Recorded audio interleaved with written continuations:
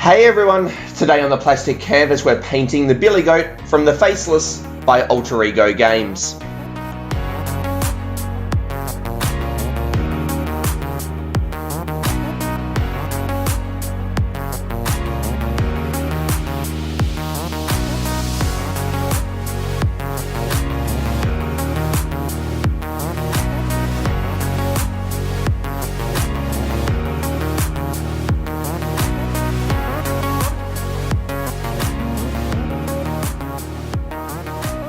Hey everyone, Matt here from the Plastic Canvas and welcome to episode 2 in this Faceless series. If you haven't seen it yet, episode 1 is an unboxing where you can see all of the things that come with the game, especially the minis that I'll be painting. And here is the first of those minis, the Billygoat. Now I've started off with the Billygoat because first of all he's the big bad guy, so I thought that would just be a good place to start, but also because of the sculpt itself and the artwork within the game. He looks like it'd be really good fun to paint. So in terms of the color scheme that I go with, I ended up with a lot of freedom in being able to pick the colors that I go with, and that was a lot of fun because there's a couple of different cards and on the box art and that show what he looks like. But in each case, the artwork's actually different, so it was hard to pinpoint exactly what he was supposed to look like. And then so that gave me the opportunity to pretty well choose the colors myself, which I really enjoyed. So as a starting point, I went with the look on the box cover of the general retail game, which really you can only see his head and just the top of his trench coat sort of thing. So as you can see with the horns and that going with a darker color there. But then the trench coat that's in that bit of artwork has a bit of a darkish purpley sort of brown color to it. And so I went with the purple side of that, and then everything else was just sort of left up to me. So I went with purple because it's quite a bold color which matches the bold colors that are right throughout the game. I love the colors that are in this game. And then the tentacly sort of things that are kind of coming out from under his trench coat, I don't really know what they're supposed to be. I went with a green because purple and green are complementary colors, so they just sort of naturally work well together. And then those sphery, bally sorts of things that are in the bag on his back, I don't actually know at this point what they're supposed to be, but I went with a bright purple for them because you do see them floating on the box cover. And yeah, so just lots and lots of bright, bold colors that ended up working really well together. But I just enjoyed having a bit of freedom in picking some colors that would work well, that tie in with the game. And yeah, I just really enjoyed painting this guy, and I'm really happy with how he comes out at the end.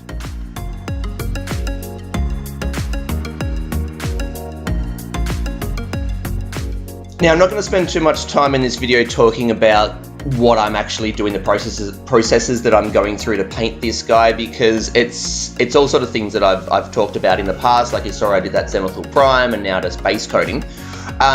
What I want to talk a little bit about is the airbrush setup that I've got, because as you saw when I did the Zenithal Prime there, I used my airbrush for that. And I haven't really spoken about that in a video yet because I wanted to get a bit of time with it, get a feel for it, and do a couple of little things with it before I start talking about my time with that so far and what I've picked up along the way. But I thought now it might be a good little time to share first of all the setup that I got, and then what I've done with it so far, just to get a bit of practice under my belt and get a bit of a feel for it. So I first of all decided that I wanted to get an airbrush because a few months ago I did move away from my brush on primer to then priming with rattle cans and doing a Zenithal prime with them, so black, grey and white. And that was all fine, but because of the fumes from the paint and that, it needed to be done outside, so I was restricted with when I could actually do it. And because of the thickness of the paint coming out of the can, it was fine, but it wasn't as smooth as I would have liked it to be. And one of the things that I did see people commenting on when talking about airbrushing is how much smoother the paint is as it comes out, because when it gets atomized, you know, the particles of the paint are much finer than out of a rattle can, so you lose less detail, blending's easier, all those sorts of things. So even if for no other reason than just for priming, I wanted to grab an airbrush just so that, it just came out a bit smoother, was a bit easier to do, but then also I could do it inside and not really be restricted by the weather. So my starting point was to jump onto different groups and forums and things like that and just ask the question of, what would you recommend someone gets that has literally never even touched an airbrush before? And as you can imagine, I got every response from, get this cheap $40 complete set that, is garbage but will get you off to a start, right the way through to, get a top-end airbrush that, will work well, all that sort of stuff that you'll have forever, and then, everything in between. The most common advice that I got, though, was to start with an entry-level airbrush, and what I went with was an Iwata Neo. That was one that was recommended a lot, and so I picked up one of them just through eBay. I live in Australia, so everything over here is expensive. It was about $90, I think, something like that. It was just under 100, I think. And then I got a compressor. It was a 1/6 horsepower. It had all of the things that everyone had recommended. It's a piston, got a tank, oilless, all those sorts of things.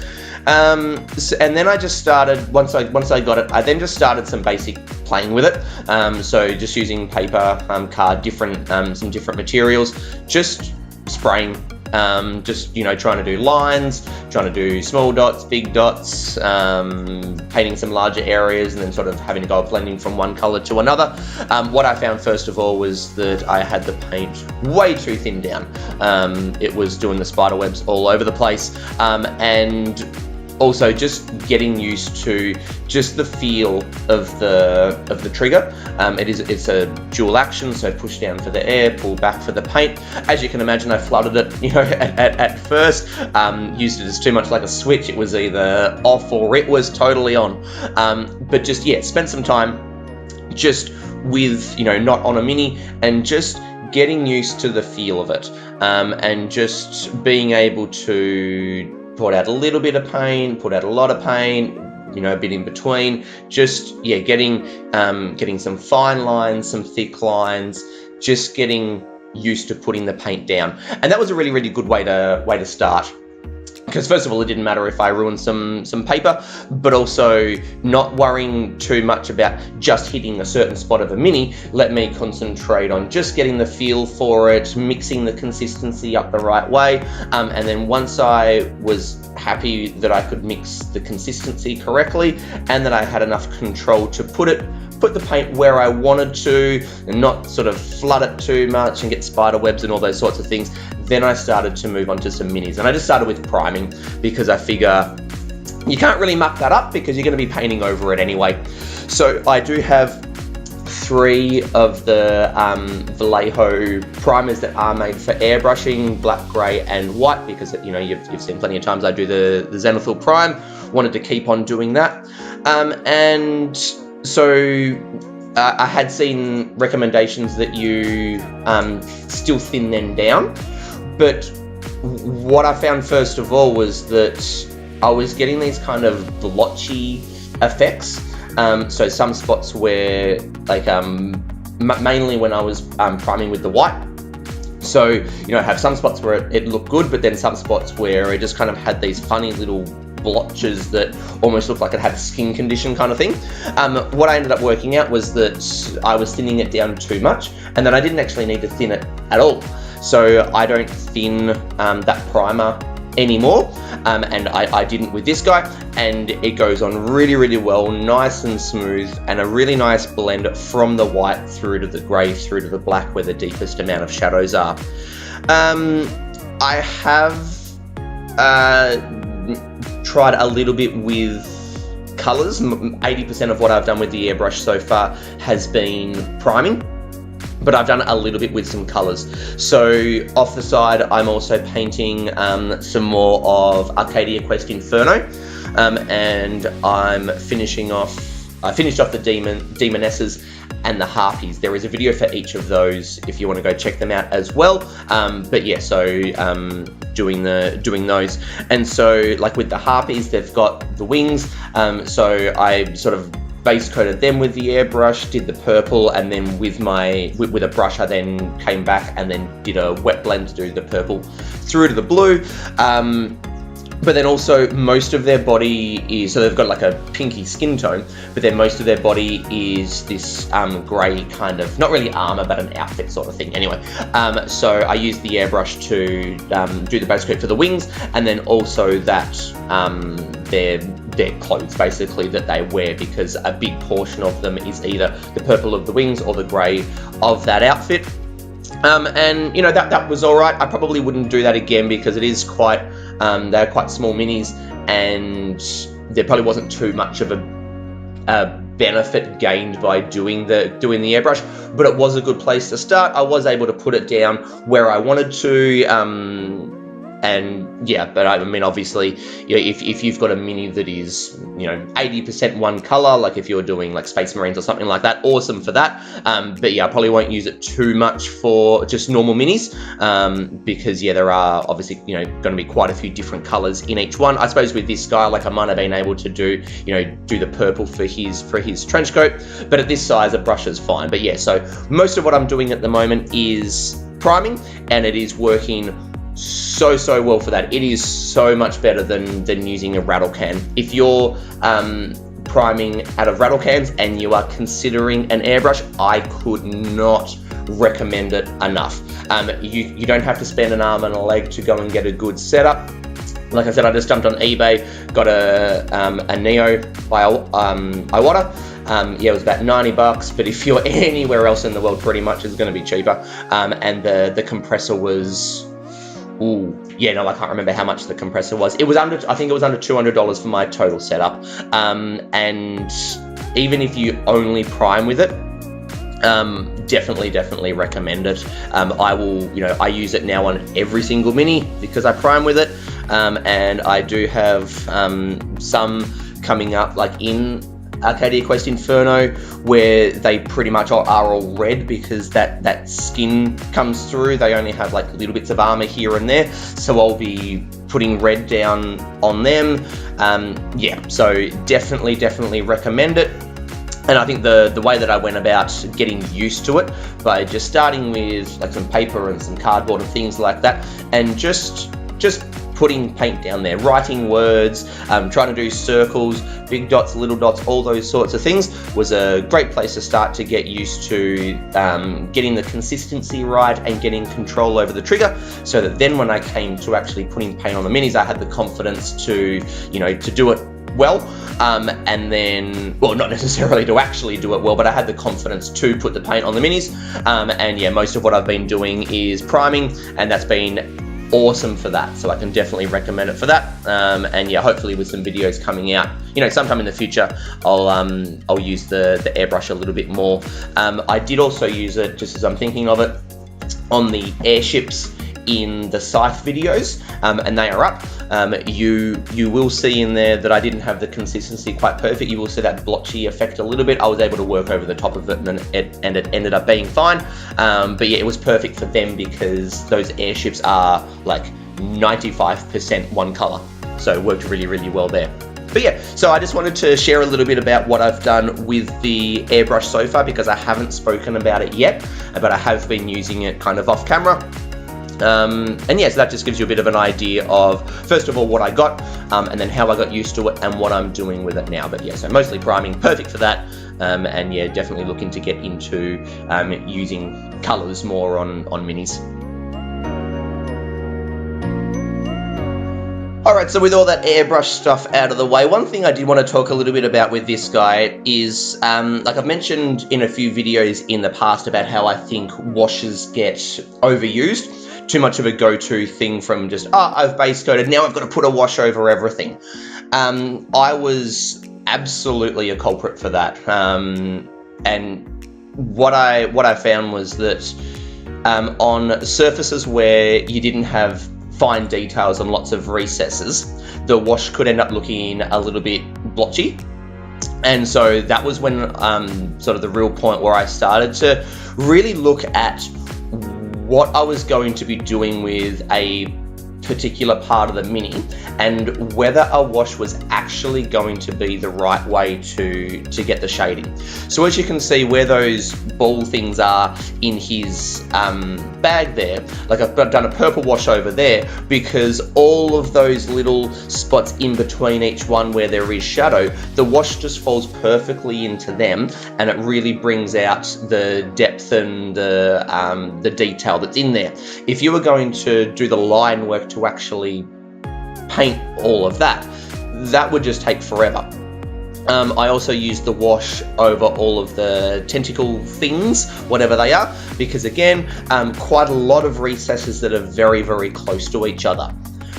But I haven't used the wash on his trench coat because there are gradual folds in the clothes. That's where I don't think washes are best to be used, because what the wash always does is it naturally falls into all of the recesses and it will pool in there. Sorry. Now that's perfect if you have lots of recesses that are close to each other, like with those balls in his bag. But with a trench coat, you don't want it to just pool in those recesses, because what will happen is that you'll have then this really defined line between where the wash finished pooling and then where it didn't. But when you've got gradual folds like in clothes, you're going to have gradual blends from your shadows through to your highlights. So I haven't used a wash on the trench coat because I didn't want to have that defined line and then have that added difficulty of then, when highlighting, trying to smooth out that blend so that defined line isn't there. So what I did is I took the base coat color, which is the Twilight Purple, mixed a little bit of black in to darken it, and then really, really thinned it down. And you saw at the start, I did a little test on my nail there to show how thin it was. And then so all I did is I just went around, basically just did laps and just put that paint into where the shadows are going to be. And every time it goes down, it only makes a little bit of a difference because it is quite thin, but over time it builds up to get the shadow and you have a lot of control over it. You can stop as soon as it's at the point that you want it to be. And by starting off by painting the whole fold, and then gradually painting less and less and less and less and less, you then get a nice gradual transition from the deepest part of the shadow out to no shadow. So then when you come back and then do the highlighting, which I then use the Twilight Purple again, but mixed in some Amethyst Purple, which is the brighter purple, you can then start at basically do the opposite. Start at the top of the fold, and then gradually work down and meet the shadow. And then as you then put more and more paint on the top of the fold, you brighten and brighten and brighten that, and that gives you that blend from your highlight down to the shadow. So I just think this guy's a really, really good example of where I think washes are good to use and where I use washes. And where they're not good to be used. So, like I said, I used a wash pretty much everywhere except for the trench coat, because in the trench coat it has those gradual folds, and I didn't want to end up with a really, really defined line in the bottom of those folds, because they aren't, recesses that are really, really close to each other with all of those balls. So yeah, this is a good example of how I've moved away from just putting a wash everywhere, which is what I just always did, to now thinking about it and just considering whether it's the right place to use a wash, because they are absolutely brilliant when used in the right way. But if it's not the right way, you end up giving yourself more work to do, because you don't have that gradual blend from the deepest shadow up to where there's no shadow.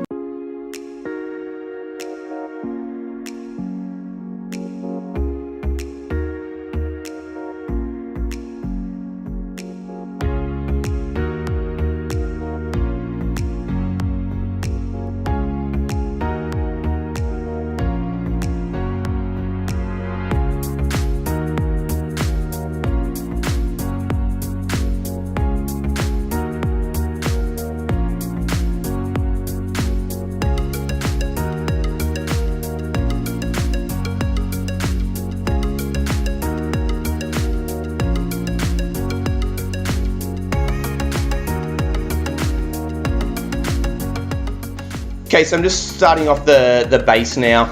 Initially I was just going to paint the whole thing black and leave it there because I didn't really want to try and recreate the look of the board because they are very, very bright and bold colors and there is a swirly effect in them. If I didn't get it looking absolutely perfect, it would look like I tried to match the board but got it wrong, and I didn't want to end up with that kind of being the look of the base. So then I posted a couple of pictures of this on some different places, checked in with people to see what they thought would be best to do, and most people said just do like a simple grassy kind of effect, and so that's what I ended up doing with, and I was happy with that in the end. It's very, very simple, very basic, but it does work and just kind of finishes him off nicely. So with the base here being done, this is the last step, and then the Billygoat is finished. So thank you very, very much for spending some time watching me paint another mini. I hope, as always, that you've gotten something out of this, something that you can take away and use in your own painting, or at the very least, you've just enjoyed watching me paint him. And yeah, please do leave a comment down below, something that you liked about the video and something that you think can be improved, and if you think the changes that I've been making along the way have been good ones. If you've got this game as well and you're going to be painting it, please do hit the like and subscribe to stay up to date with more of these videos as they keep coming out, or if you just want to see more of what I'm painting, hit the subscribe as well. That really does help me out. And yeah, if you haven't been past the Facebook, Twitter and Instagram accounts that I've set up, please drop by them. I do regularly post images of what I've been painting. So with all that being said, this is Matt from the Plastic Canvas signing out. Happy painting, everyone. Cheers.